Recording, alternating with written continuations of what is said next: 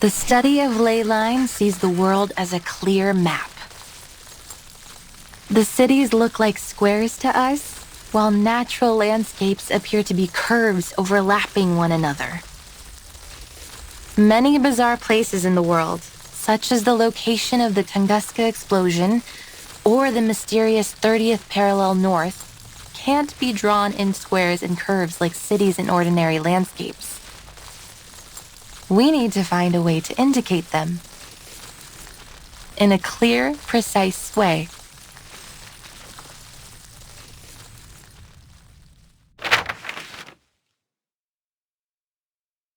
It's a maze. Well, it is the ley line map of a city, but you are right. It does look like a maze.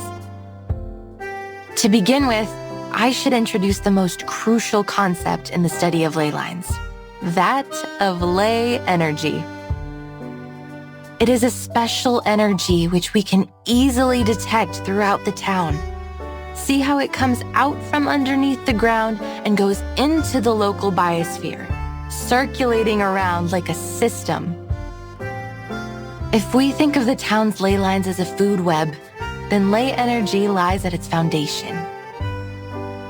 Like how big fish eat small fish, and small fish eat even smaller fish.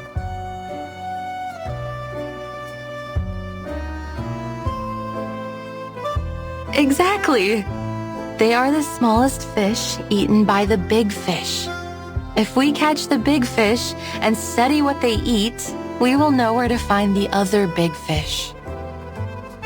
And the ley energy, when the big fish die and break down, the small fish will go back to where they first came from. The circulation goes on and on. You've put it very well, Miss Winson. Like the rainwater that comes from the ocean to the rivers and returns back to the ocean.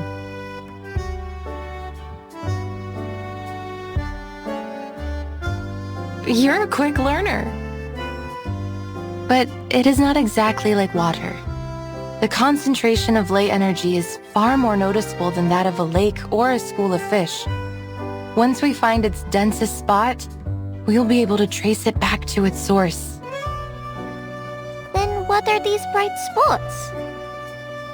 These are the energy-rich locations. In a way, they indicate the energy flow. So many! They look like stars in the sky. Yes! And finding these locations can be very costly in terms of time and manpower. Then what do we do after finding them? They can tell us many things. The ley hunters will follow their courses, analyze the components in them, and match those components to each resource. Some of the components don't match with any of the known resources, which means there might be a new resource waiting to be discovered. Of course, from the ley energy, we can also learn about the local critters. You talk about strange things, almost like Avgus does.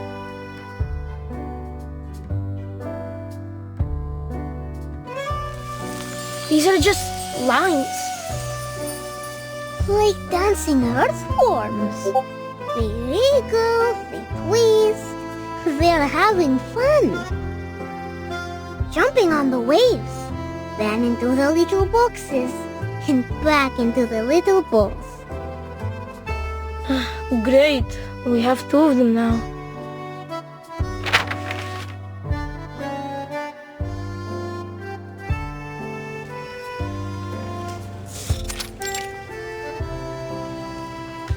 They look interesting, but we don't really understand.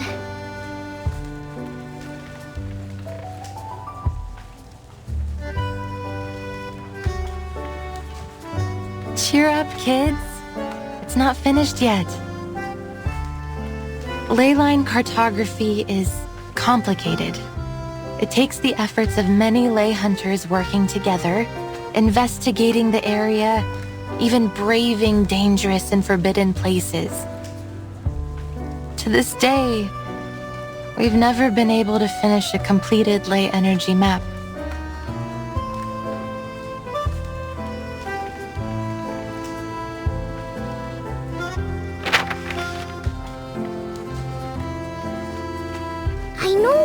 I know it now.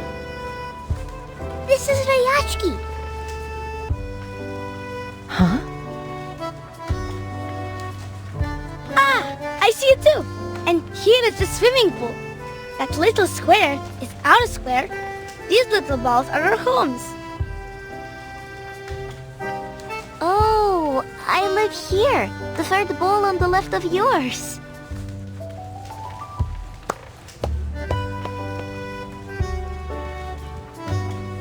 You're very bright, August. This is the ley energy map of Rayashki. But Miss Rainsong, why are you mapping the energy of our town? Have you found any secrets that we don't know?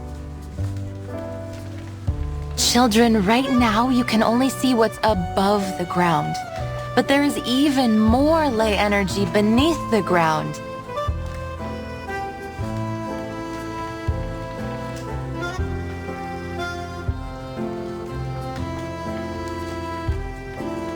Will the sun always be in the sky? Will the glaciers ever melt away? What lies in the darkness beneath us? Are there other critters around here that you've never seen? How should we deal with them?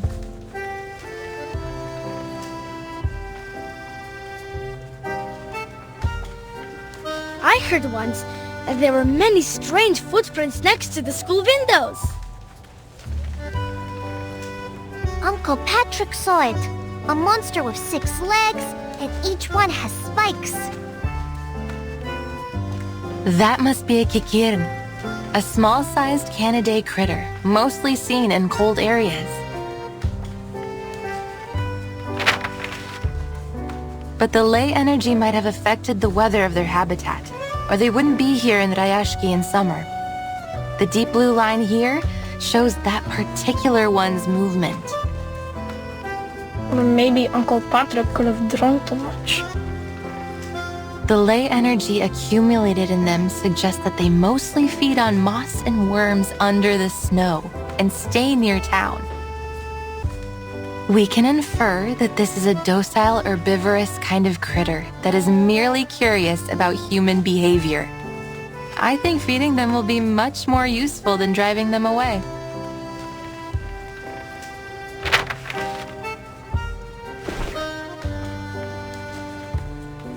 Since these critters began to overrun the area, the defense team has encountered many new creatures.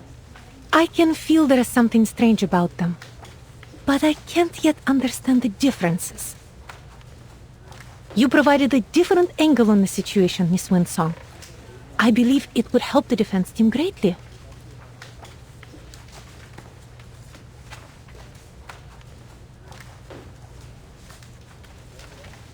The fires in the furnaces are out.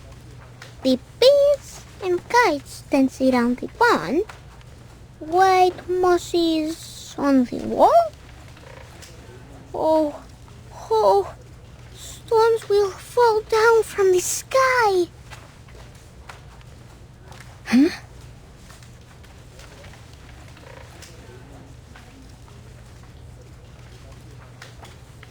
Stop saying these strange things, August. The defense team will keep the critters out of town and protect everyone. And there will not be any stones falling from the sky.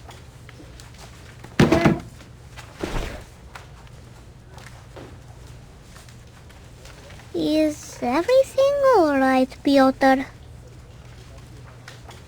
Yeah, you're lying. Rayashki is safe. It will be your home forever.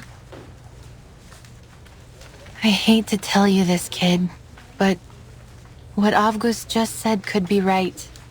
I have the same feeling that the good weather here won't last too long.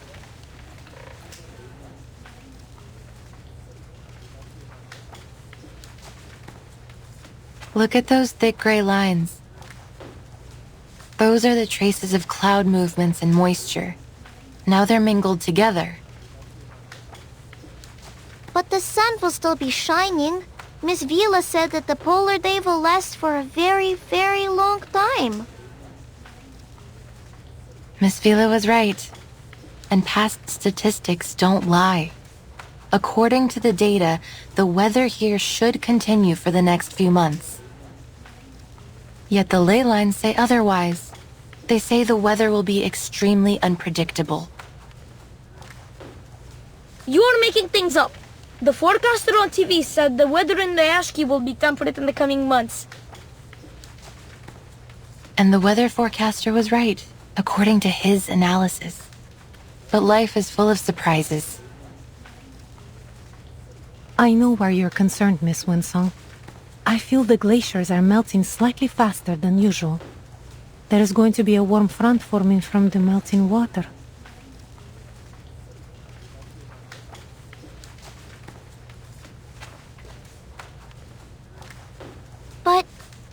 But will there really be stones falling from the sky? I can't say anything for certain just yet, kid. All I have is this incomplete map. And as you can see, many sources of the marks and traces haven't been located, which means we can't come up with a precise calculation. But there's no question that Rayashki will soon face many challenges. The weather could become much worse. The environment might change. Maybe some unknown critters might turn up.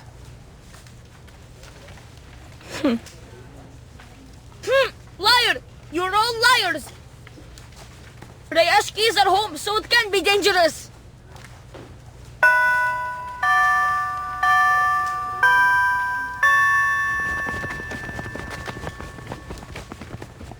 Piotr, you can't fly if your feathers get wet.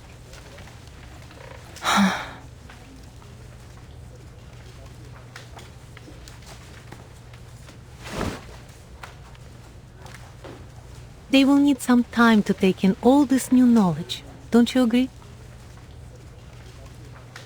I thought I could handle all their questions. I think I made things worse. Sorry. Have faith in them. They will come around.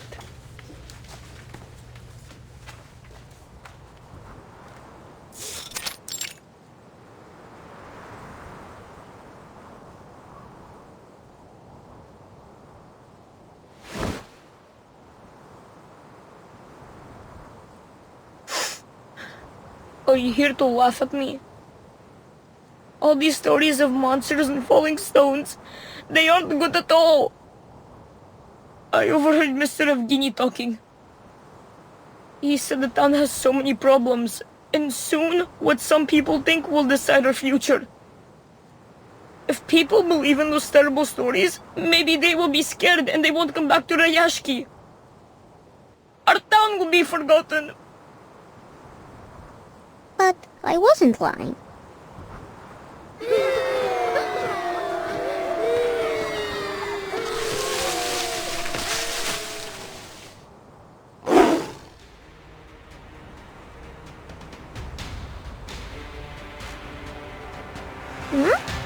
Hello, Kikiru. What are you doing? I will grant attention. You go find the defense team for help.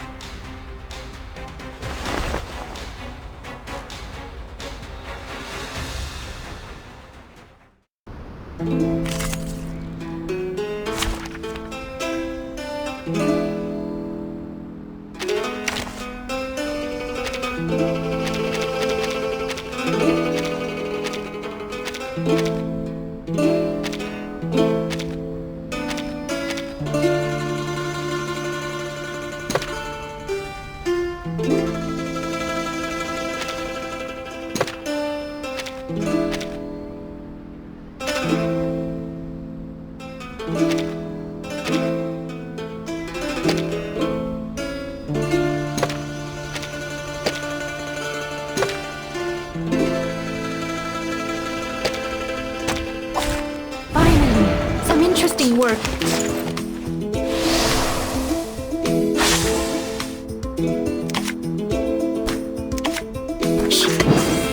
something.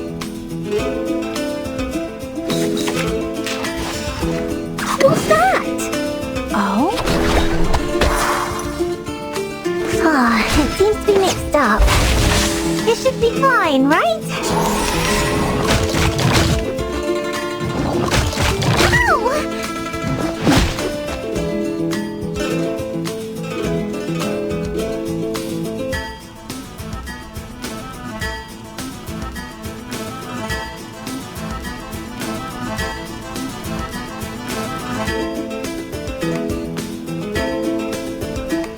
Whose heart is beating so loud? I hear whose heart is beating so loud. Oh?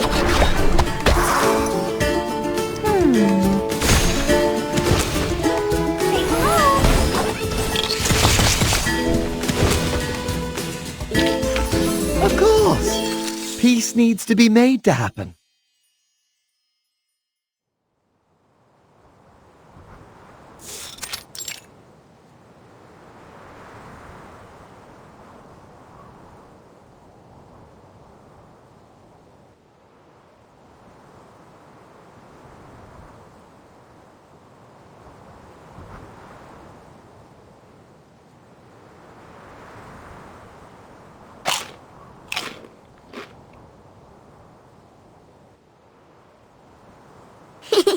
It's itchy.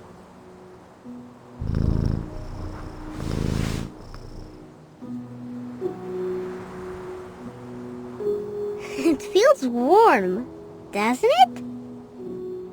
Miss Winsong said they can be our friends. That they will bring seeds to every corner of the town. Like a gardener?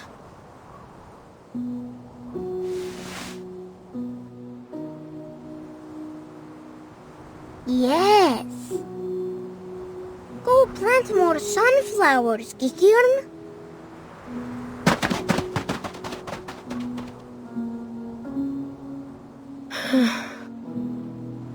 So Miss Winsong was not a liar.